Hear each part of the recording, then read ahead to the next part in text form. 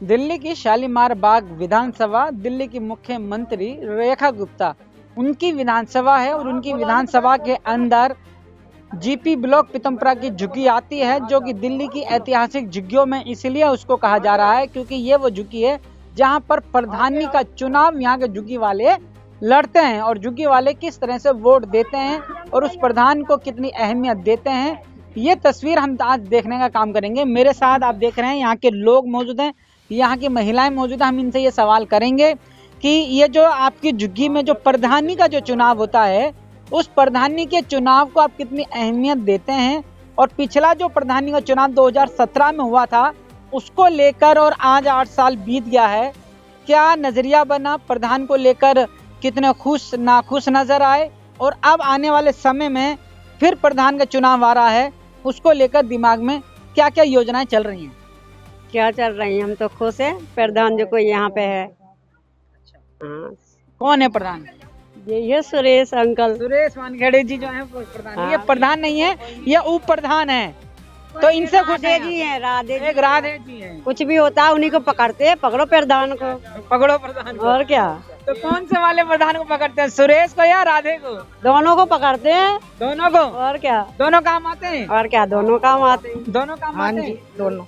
दोनों काम करते हैं। हाँ, करते हैं। अगर हम 8 साल की अगर बात करते हैं, 8 साल के चुनाव में वो प्रधान आप लोगों ने बनाया, क्या क्या काम है वो किए उन्होंने?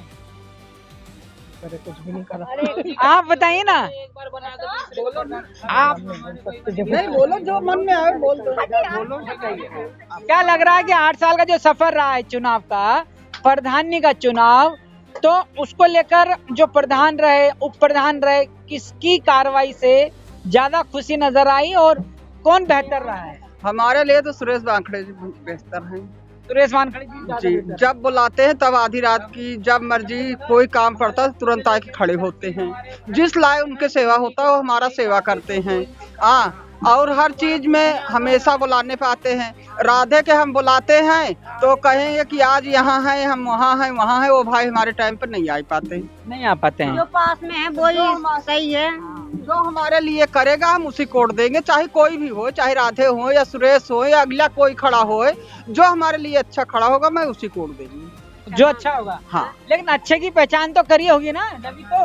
वो तो समय आए पता चल जाएगा हमारे लिए कौन अच्छा है कौन बुरा है।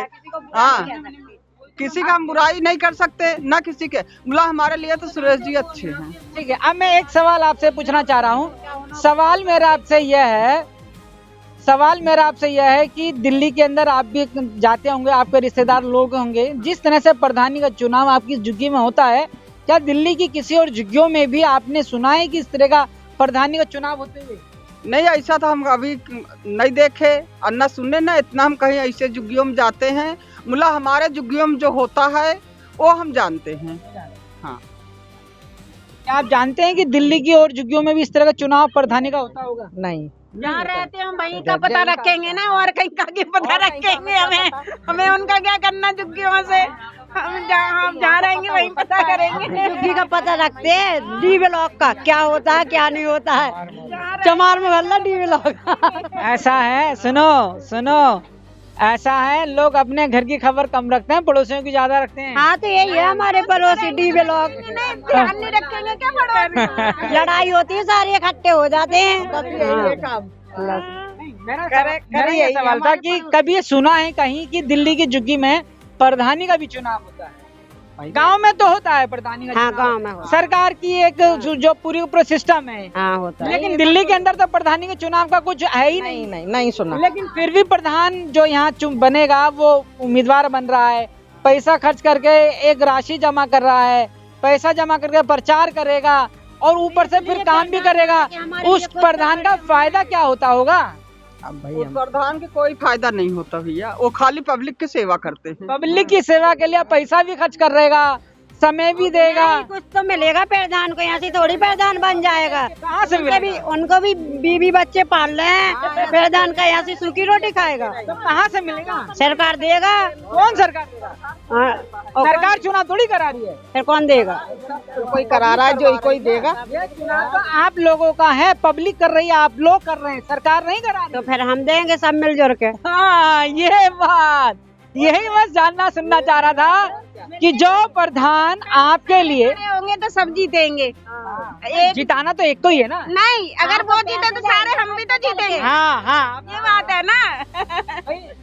भाई जो प्रधान देखिए, जो प्रधान पैसा लगा रहा है, समय लगा रहा है, काम करवा रहा है, सब कुछ कर रहा है, उसको सरकारी फंड, सरकारी तनख्वाह तो मिलनी नहीं है, तो उसके लिए भी तो आप लोगों को सोचना होगा ना। हाँ, सोचेंगे, क्यों नहीं सोचेंगे। जब वो हमारे लिए सोचेंगे तो हम उनके लिए भाई सोचेंगे। ऐसा भी तो किया जा सकता है कि यहाँ पर अगर 1000 झुग्गियाँ हैं तो 1000 के लोग 10 रुपए महीना भी 10 रुपए महीना भी देंगे तो कम से कम 8000 रुपए तो बनेगा, 10,000 रुपए तो बनेगा। हाँ, बनेगा। और 10 रुपए किसी के लिए नहीं है।